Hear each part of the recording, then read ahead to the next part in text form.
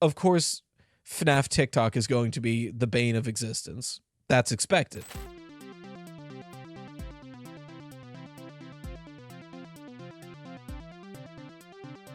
Ladies, gentlemen, and those with the good sense to do away with the whole notion, I welcome you to the premier audio medium for all your Fazbear entertainment needs. The Freddy Fazbear Pizza Podcast. Note, FFPP is not responsible for any loss of appetite, disinterest, dismemberment, or other legally classified statuses. So strap in and enjoy. Hello, everybody, and welcome back to the Freddy Fazbear Pizza Podcast. I'm your host with the Toast Right Toast here, with a special guest, Mark. He's on the chair next to me, and we'll see how long he stays. But this is the podcast where we talk about Five Nights at Freddy's, and there's going to be squeaking upstairs because I have to record this in the middle of the day. So you're going to deal with it. But today, I really wanted to focus on something new. I had a completely different plan for today's podcast, but then at PAX West, I was like, oh yeah, we'll probably get like maybe the same teaser again, or maybe a bigger teaser for Secrets of the Mimic, and I'll talk about that in a main channel video. And then PAX West happened. It's currently the Sunday of PAX West, and we got a full demo and also like the physical reveal of Jackie, that thing we saw in the trailer. I say we. I'm not there. I can't go to PAX West. Like, what the hell? Maybe next year. I couldn't go this year. But a lot of people have been seeing that, and we got a lot of pictures and summaries on Twitter, so we got a lot of information. I thought this was a good time to do a podcast about Secret of the Mimic, because as far as I'm aware, Secret of the Mimic has not gotten a podcast episode yet since it came out during FNAF Week, and I've been trying to catch up all the releases that came out during FNAF Week for podcast episodes. So what do we have for Secret of the Mimic, right? Especially, like, say you haven't watched my or Game Theory's videos on it, or you haven't been keeping up with PAX West. Oh, I thought you were getting down. What do we have? Well, in FNAF Week, we got a teaser. It was about a minute and a half, showing us, like, a very quick glimpse of the game. And then at PAX, we got, like I said, the full body reveal and a short playable demo. Currently, as of recording this, there's no footage of the demo. They've been very strict about not recording the footage, and they haven't let any like YouTubers who are there record. Like I know with Help Wanted 2, I believe Dawko, FNAF, and someone, maybe was it Fusion Z Gamer? Somebody, there were 3 people I believe that were allowed to record it to promote Help Wanted 2. That's not the case this year. So they're definitely keeping this under wraps, which stinks a little bit, but I have my theories. Now, don't get your hopes up. I don't want to mislead anybody or get anybody excited for something that is not confirmed. But my thinking is that we might see part of this demo at the end of this month. So for anyone who doesn't know, at the end, I believe like September 19th and 20th, there's an event called the Day of the Devs. And it's essentially, if you remember the Guerrilla Collective showcase, where there's a bunch of indie games and Into the Pit was on that roster, similar story where it's a bunch of indie games, but Secret of the Mimic is on this roster. So if they're showing something, it's a 50-50, right? Either they're going to show the teaser we saw in FNAF Week, but on another stage that isn't just their own YouTube channel, or we might see some footage from this demo, and that's why they don't want any of it getting out until that event. I think that's pretty likely, but realistically, we really have no idea until we know. Like, we don't know until it comes out. So I don't want anyone to, like, expect that we're going to get something cool at the end of the month and then get disappointed when that doesn't happen. Because many people, myself included, but especially FNAF fans, are notorious for expecting something and then being disappointed when the thing they expected doesn't happen. That being said, we do have a lot of information. So what actual information do we have? Well, as of FNAF Week, we got the teaser. And this is going to be a little tricky, right? Because it's the podcast, so I can't really like pull up visuals that well. So I'll just briefly describe these things and you can go and seek them out yourself, or wait until Friday when, spoilers, Friday's video is going to be about Secret of the Mimic. Unless some things change, then it'll be next week, but it's coming soon. But Secret of the Mimic, the teaser we got for Secret of the Mimic had a lot of information in it packed into that like 45 seconds of footage, because it was like a minute and a half, but half of it was like the title shot and stuff like that. So it opens, it's like this carpet shot that pans up. Meanwhile, the music in the background is the song that plays to quell the puppet from like any of its iterations. I almost said from FNAF 2, but like anytime the puppet shows up, that grandfather's clock song. Not Pop Goes the Weasel, which is the song that plays when the puppet's about to kill you, but the one that you're resetting to keep the puppet in the box. That's playing while a crank is turning on a very old Jack in the Box thing. Then the crank stops, the music stops, and it peeks open, and what looks like the mimic wearing some sort of clown mask peeks its way through the top of the box. Then the film reel that this is on like burns, and we get a flash of the year 1979, and it ends. That's awesome. That was a lot to work with. I made a whole video on that, and many other people have as well.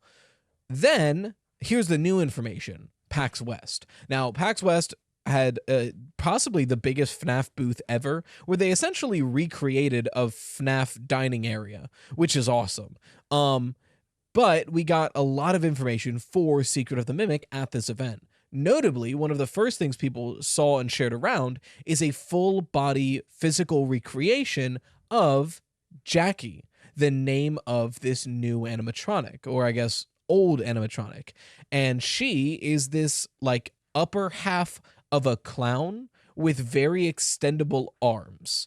And she's part of a Jack in the Box. I think that's probably the meme is, or the pun rather, is Jackie in the Box, I assume is what the full name of this animatronic is. And then underneath that physical creation, which I'm pretty sure is made by Deregular Sauce, it was a playable VR demo. Now I said VR.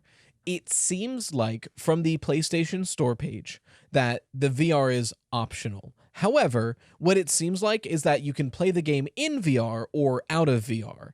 And somebody asked Brian Frameworth from Steel Wool, is non-VR mode going to be accessible at launch? And he said it's something they still have to figure out. So I'm very, very hopeful that flat mode is accessible at launch and just as good as the VR mode. Because if like future Steel Wolf FNAF games are only going to be in VR and then like a couple months later give us a flat mode, that's really going to hurt the accessibility of this franchise. Because VR, as wonderful as it is very inaccessible. It's expensive as hell and you need space. Whereas like previously, you just need like a laptop to play a FNAF game, you know, and now you need this whole VR set, you need a room to do it in, or a PSVR 2, which is $1,000 if you count the PS5 and the PSVR 2. So like it's very cost prohibitive. So I really do hope that I don't want them to stop doing VR. I love VR, especially in horror. But I do hope they emphasize the non-VR aspects of these games and have VR be a treat on the side, not the main course. Regardless, the demo at PAX was VR, which does make sense, especially if you want to keep it under wraps, because then people can't record the gameplay like while waiting in line or something. It's just somebody in a VR headset. That being said, we don't have any footage of this. Doggo, I'm pretty sure, confirmed on Twitter that he does not have footage of it. But we have pretty good summaries of the demo. Coda, one of the like best animators in the FNAF fandom, gave a pretty good summary when he played it, but then someone else, I believe that goes by Wheat on Twitter, gave a very in-depth summary that was given to Entom, and Entom shared it about what the demo was. Again, this is just a summary. I'm going to word for word recount it in the video to like get that information out there. But again, this is the podcast. I don't have the ability to pull stuff up like I do for a main channel video. So I just have some I summarized it essentially. So here's the summary of the demo to the best of my ability. Essentially, people have been saying that it begins in a sort of abandoned factory or warehouse. It's not incredibly clear where we are, but it's definitely an older, very large building that is either in horrible disrepair or under massive construction, because it's like falling apart in there, essentially. New challenge. How many times am I going to say the word essentially in this summary? But in that area, you're going through these there's like some broken toys, some Fazbear Entertainment merchandise, some old costumes that aren't really associated with any known characters, and you see a box with Jackie in it. It's got a crank. You turn the crank, and Jackie pops out of the box and says something. The best summaries we have don't really mention what she says because it was very loud at PAX, so it was kind of hard to hear. We do have voice lines for Jackie, but we're not clear on which ones go where. But then she like kind of idles and shuts down. So it's kind of like a thing. But you take the crank off of the box and use it to open the gate. You then go further into like an office area and you have to start a generator to move forward. And that's when Jackie starts to go on the offensive. Essentially, she pulls herself into the room you're in, but she gets, the box does not fit through the door. So she rips her upper half off of the box, which she did not have legs. She had like a skirt kind of thing, but that was attached to like the mechanics of the box. And she pulls herself off of it. So it doesn't seem like she ever had legs. She was just connected to this box. And then she destroys the like office boss staff bot looking thing while you're trying to do the generator minigame. And once you activate it, you run a little bit further, you fall through like a chasm-esque thing, and then the chase sequence starts. So it was kind of like mini puzzle, chase sequence with like mini puzzles thrown in, where Jackie is using these super long stretchy arms to chase you as you're like hitting buttons and going through doors, and eventually you're cornered and the demo ends, and it ends on that like cliffhanger. So like that's a lot of information. I would love if we had some kind of footage. I don't know what visuals I'm gonna put on in the main channel video. I'll probably just like recreate it with Krusty the Clown and like a hallway from Poppy Playtime or something. I don't know. Which reminds me really quickly that I've heard online, and it's a minority of FNAF fans, but it's a loud and annoying minority of those FNAF fans that I've heard people be like, ugh, FNAF is just Poppy Playtime now. Motherfucker, Poppy Playtime did not invent toy factories. Or chase sequences, for that matter. Like, it's mostly comments on TikTok, I think I've seen. And like, of course, FNAF TikTok is going to be the bane of existence. That's expected. But seeing people be like, I can't believe FNAF is just copying Poppy Playtime is buck wild to me. Insane behavior. People are allowed to have chase sequences in toy factories. I'm sorry. But anyway, again, we also don't even know if it's a toy factory. It's just an old dilapidated building with random Fazbear merchandise in it. But again, this is a lot of information. So what is all this information we have telling us about Secret of the Mimic? Well, I think the main thing we're going to get from this game, besides necessary information from the beginning of this timeline, is this game, I feel, will be the make it or break it moment for Tales Games. So for those of you who don't know, Tales Games is the theory that the Tales from the Pizzaplex books directly take place within the FNAF timeline, within like the game's timeline, instead of just being like spin-off stories that are still canon to the franchise, but not in the same continuity like the Silver Eyes. We don't really have a direct confirmation. I currently do believe with VIP, with the Scott interview with Dawko, with Ruin, with Help Wanted 2, I think it's more likely that the books, specifically Tales from the Pizzaplex, are within the game continuity. I think it's more likely than not, so that's where I've been leaning these past couple weeks, especially after FNAF week. But regardless of how I feel, this game will, I think, make or break that debate. Like, already things feel a little off to me. And again, I don't take this as me, don't think that I'm stepping back on my belief in Tales games. I still, for now, believe in Tales games until Secret of the Mimic comes out and will sway me either way, right? I am very firm in like waiting for a game or book to come out to make a final verdict on that, which is part of the reason why I'm still wishy-washy on Frights games. And that's only because Return to the Pit isn't out yet, but I do lean towards it after Into the Pit and thinking about that game. But with Secret of the Mimic, until the game comes out, I will not be making a decision whether or not it proves Tales games true or false. But just from this information we're getting, things aren't lining up in a way that I would expect them to if Tales games is true. For one, if Fazbear has reclaimed the Mimic by the time of Secret of the Mimic, where are its legs?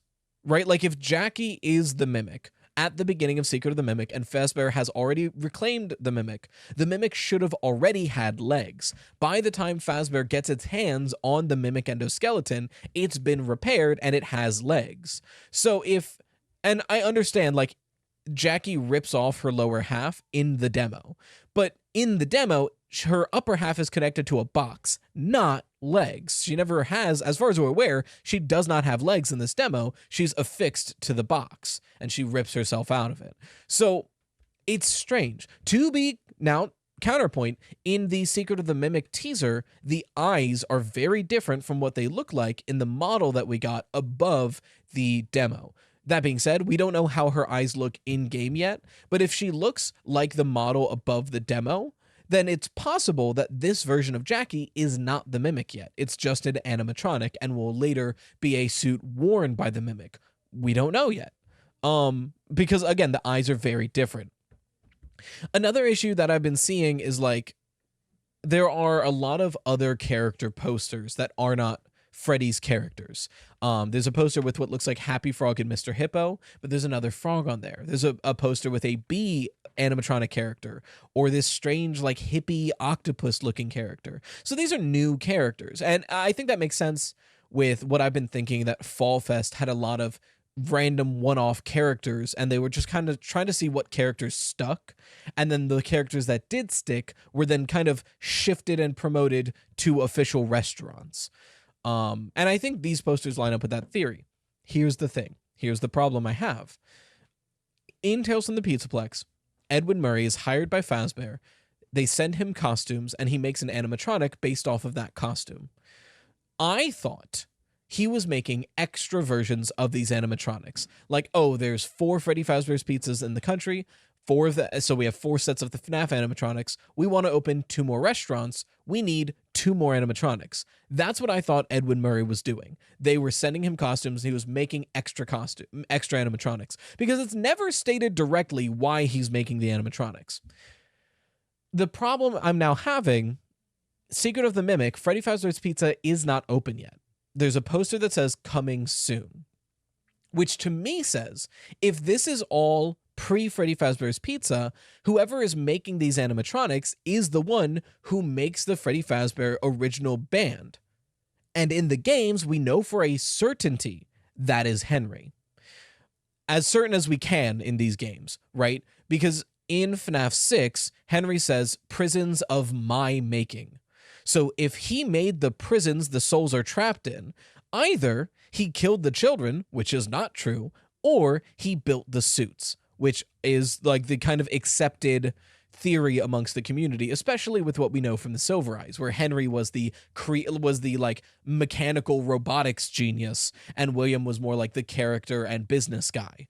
So if Henry created the original band, which in the games is a established fact, and this Secret of the Mimic game is taking place before those characters were created, but are being created soon, if the implication here is that in the games, the person who makes the Mimic and these other suits made the original Freddy's gang, then either, it gives us 2 options. Either Henry, in the games, made the Mimic and these other characters and the Freddy suit, or Edwin made all of them instead, and Edwin made the original Freddy's gang, which then would contradict and retcon FNAF 6 in a very major way, which can happen. That is a possibility, but it seems like a very extreme and albeit unnecessary retcon.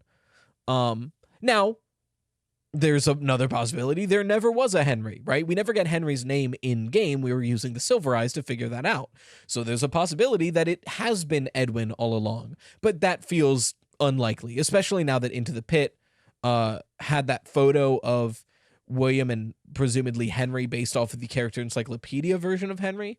So to me, that's really doubling down that it is Henry. So if it is Henry that is the one who made the original Freddy's gang, what's up? At the same time, I say all of this. We need to keep in mind that we do not have a lot of information. We don't even have gameplay footage. We don't even know the context of this gameplay footage. After all, this could be taking place after the Fazbear has reclaimed the Mimic, but the Mimic's endoskeleton might not be in Jackie. They maybe just use the Mimic 1 program to test out what it would be like in an animatronic and put that inside of Jackie's endoskeleton. So that way, right, Fazbear's thinking, we have this possibly volatile programming that could save us a lot of money. Let's test it out on an animatronic that cannot walk. Underestimating how strong her arms would be, essentially. Like, that could be totally possible, and then that does not conflict with Tales games in any way. So we really don't know. But I'm just trying to get across the point that this game will be a breaking point for Tales games. Either it's going to, if this game lines up a lot with what we see in Tales from the Pizzaplex about the Mimic's origins, or doesn't mention anything about the Mimic's origins, I think that's a really strong case that Tales games is true. But if this game comes out and gives us an origin story for the Mimic that goes against what we know about it from the books, I think that's a death nail for the Tales games theory. So we're just gonna have to wait and see. Hopefully, and I've said this 1,000 times, I genuinely, it does not matter to me. It does not affect me in any way if Tales games is true or false. I do not care emotionally. I'm not emotionally invested in that. I want to know whether it is, though. I am emotionally invested in the fact that we don't know, because it's annoying. So I would love to have a game give us a very indisputable confirmation are Tales from the Pizzaplex in the game's continuity, because right now we don't have one. I think we have very strong inclinations that they are, but we don't have anything direct, and I would love something even a little direct, just so we know what ingredients we're working with, because we don't right now. We really don't. You take your best guess. Both sides of the argument have good evidence. But also, I'm just generally excited for Secret of the Mimic. Apparently, the animations are crazy good, the textures look awesome, and Jackie's design is obviously terrifying. But, I mean, there's not much else to talk about. If I talk anything more about it, it would kind of just be me reading off the script for the upcoming video for Secret of the Mimic. So we'll probably just move on to questions a little earlier than usual. Maybe I'll grab some extras. But if you have a question or theory you want talked about on the podcast, you can reach out to Freddy Fazbear Pizza Podcast at gmail.com. That email is in the description. You can copy and paste it because it's paid to type out. Another thing that's in the description is the link for the makeshift plushie. You thought I wasn't going to talk about it. I'm going to talk about it quickly this time. Like I said, as of recording, it's Sunday. And the plushie went live Friday night. As of Sunday at 2:30 p.m., we're at 167 pledges out of 200. Which is way better than I thought we were going to do. I thought we were maybe going to get a total of like 210 and be lucky at that. Which, it seems like we're going to clear it with flying colors. And I really hope we do. But we're not there yet. So if you have not pledged for a Toast plushie, I've talked about it at length on this channel. I won't bother you and be super annoying about it today. But I do have a YouTube short dedicated to it coming out this week, so I'll be annoying there and on stream. But it would mean a lot to me if we can get this plushie to at least 200, so it's real and we can do pre-orders in December. That being said, if it doesn't happen, it doesn't happen. We'll try again next time. But I'm really excited about it. I think a lot of you guys are too. Because, again, we only have the concept art. Barbadroid made the concept art. Concept art is goddamn adorable. And my contact at Makeshift said, that's a pretty doable design. So I'm hopeful that, we just get something that looks very close to the concept art. But I don't want to promise that it will be exactly like the concept art, because I don't know. I've never worked with this company before. But they seem to do good work. Anyway, questions. Our first question comes from Alex Sheehy. Thank you for your question. With the recent animatronic we have seen to tease the secret of the Mimic and her similarities to Baby, do you think that maybe they might be connected somehow? We've gotten a lot of Baby content in Help Wanted 2, and when you put it side by side, they both have a similar backstory. Both are created by absent/busy dads specifically for their children. That child dies, the robot gets abandoned, and years later, once found, goes on a killing spree. Thank you for your question, Alex. I hadn't thought about that, because obviously there have been connections drawn from Jackie to the puppet, especially by Demuted. He has a lot of good stuff to say about that, which maybe you'll see alongside my video. Hint, hint. Anyway, but I hadn't thought about comparing Jackie to Circus Baby outside of my theory that Jackie is a fun time, or was planned to be one of the fun times. Right, because if you don't know, I've gone into the theory that Springbonnie, Fredbear, and Jackie were the original 3 of this franchise, and Jackie was meant to head the Circus Baby's party world, but was scrubbed for some reason and never mentioned again. So there's that similarity to Circus Baby. But you raise a good point that Jackie is very similar to Circus Baby and Eleanor to a point. These like taller, slender clown makeup women that have these similar backstories. Now, Eleanor does not have a similar backstory, only because we literally know nothing about Eleanor's backstory. She's just found in a dump one day by Sarah and is suddenly a major player in the franchise. We don't know where she comes from. Maybe she's a manifestation of agony. Maybe Jackie gets fucked up and becomes Eleanor later. We don't know. But comparing Jackie to Circus Baby is interesting. Now you said both are created by absent/busy dads specifically for their children. I assume in this you're saying that Jackie is the mimic. We have to be careful about this, right? Because the mimic specifically is not a character, like a Fazbear character. The mimic is an endoskeleton that can be any character. So Jackie and her physical appearance is not technically associated with the mimic, unless this game is going to tell us that the mimic was originally created specifically for Jackie. But that's not the case from what we know. The mimic was a type of endoskeleton to be used in all characters. So Jackie specifically, we do not know the origin of. So that is something we need to be clear about here. That another point I would say kind of somewhat against your theory. It's a good theory. It's really interesting to think about. But another point somewhat against it, the backstory link isn't super strong, only because most of the animatronics go on some kind of killing spree, especially in the books. Most children in this franchise die, and most fathers in this franchise are absentee or pieces of shit. So, that is kind of true of a lot of the characters in this franchise. Scott really likes to write bad fathers, like William, Henry, Edwin.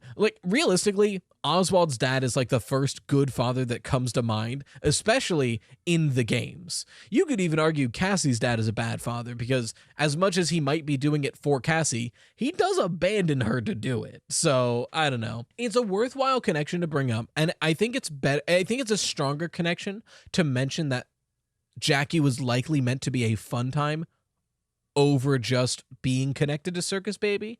But there might be something that it's worthwhile looking into. I just don't have many thoughts on it outside of thoughts that disagree with it.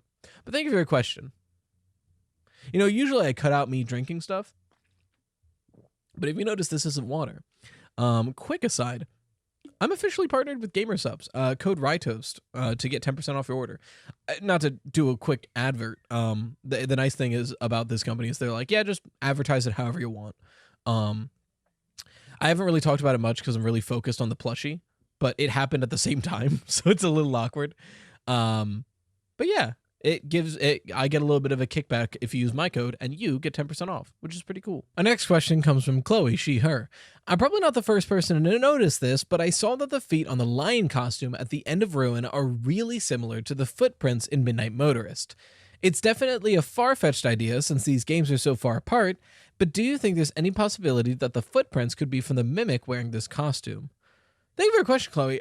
It's a really good point. Yes, there are a good amount of feet that can fit those vague Midnight Motorist footprints, but if you look up the lion from Ruin, that's a pretty goddamn close footprint. That being said, is it the mimic wearing the suit? The first question I think we have to ask is why? Why would the mimic be showing up to this household? Especially, I believe that this is the Afton household. So why would the mimic just be rolling up like that? That's question number one. But another good point for this theory is I believe these suits were used at Fall Fest, and I believe Fall Fest took place in that clearing in the woods that we also see in Midnight Motorist. So if that's true, the stuff would have been stored nearby. So the opportunity is there. We just really don't have a motive, unless this is supposed to be that this isn't the Afton household and William was wearing one of these suits to kidnap a kid or something, that's possible, but we have even less evidence for that. It does make more sense than Springlock William being in the rain, because the rain wouldn't affect a felt suit. I don't know. There's a lot of ways it could go, but I think it is worthwhile and meaningful to bring up the foot matching that footprint. My big question would be motive. Typically with FNAF theories, I feel like the common way to make one is to think of a logical motive and then look for evidence that backs that up. But sometimes we have this situation, right, where we have evidence that's leading to a point, but we don't have a why. I think a good example for that, of something like that that's happened recently in one of my theories, was in my Into the Pit theory, where I believe that William's agony is kind of piloting and directing the Yellow Rabbit. I think there's a lot of evidence that points to that, but I don't have a why. I don't know why Afton's agony would necessarily be in that suit. There's a couple of reasons I could come up with, but they're all very speculative. But we have a lot of evidence pointing that direction. So I think this is going to be one of those theories where you can find more evidence to point to the lion and possibly the mimic being the thing that's outside of the Midnight Motorist window, but something you have to grapple with is why. But yeah, I would look into that. It's a good idea on the face of it. It's worth looking into. And thank you for your question. Our next one comes from Angular Bubble, he, him. Do you think we will get the Fazbear branded character name of Springbonnie finally in The Secret of the Mimic? I do think this is one minor retcon Scott said he made, since the only place we get that name is in FNAF World, and all his other appearances he's just the Yellow Rabbit or is just unknown. Springbonnie in my head is just like calling Fredbear Golden Freddy. Fredbear is the branded character the suit represents, but since Fazbear buried these characters forever after the Crying Child incident, they don't use them anymore and no one knows who Fredbear is, so he just became a Golden Freddy. Thank you for your question. I will say, slight correction. Springbonnie is used in FNAF 4, like the directly next game. One of the kids says, "This is my Springbonnie toy." So Springbonnie is used outside of FNAF World. That being said, Springbonnie has always been kind of a weird name. Like, I understand the pun is Spring Bunny. I understand that, because Spring Bunny is like, rabbits and bunnies are very associated with spring. So I get that. And like, the Spring Bunny is a thing. But Springbonnie doesn't really work as well as Fredbear does. And Fredbear, realistically, isn't a great name either, but it works. Whereas Springbonnie always felt a little weird. Maybe we get a new name. I think whatever names we do get for these characters will be the definitive ones. Like, if we get Jackie, Fredbear, and Springbonnie, but any of their names are different, that is going to be the definitive name. I don't think they're changing Fredbear. That's pretty set in stone. But there is a possibility, especially with how often the Yellow Rabbit is used instead of Springbonnie, that we get something else. There's a possibility that it's going to be Fredbear, Jackie, and the Yellow Rabbit. That's super possible. We don't know, you know? So I guess we'll find out. If we had to have a new name for Springbonnie, the thing that sucks is the first name that came to mind was Jackrabbit, but Jackie is already there, so that's not happening. Yeah, I don't know. I think it's probably just going to remain Springbonnie. It's been Springbonnie. There's no issue with Springbonnie. But you're right that this game would be a good opportunity to address that, because this game seems like it's going to be here's a lot of the origins of FNAF that we don't know about yet. It feels like that's what this game is going to be. So hopefully we get more information on Springbonnie and Fredbear in any way, even if that includes a name change. But thank you for your question. And our next question comes from Nessarian, they, them, about Stitchline. Assuming they are indeed within the game's timeline, they being the Stitch Wraith Stingers and their associated stories, and taking into account what Scott said at the recent interview with Dawko, is it possible that the lake that the Afton amalgamation drowns in is the same one we see under the Pizzaplex? Continuing down that line of thought, that would provide a cleaner explanation of what the tangle is, the amalgamation with the puppet mask on it. I have only vaguely thought about it, so what are your thoughts on the feasibility of this? On the face of it, I'm not opposed to it. Like, thinking about logistics here, we already have an entire restaurant in this sinkhole. So a lake following suit makes arguably more sense. And we've never really had a great explanation to what the tangle is. I've heard many people bring up that it's similar to the piles in Tales from the Pizzaplex that the Mimic is making, because they're often described as a tangle of bodies and animatronics. But the tangle has a lot... Maybe it's just for rating's sake, but there isn't like the body part of that. It's just the animatronics. So it's something to think about. And I think the Afton amalgamation kind of clawing its way out of the lake and into this area does make sense. And that is a very worthwhile theory to talk about.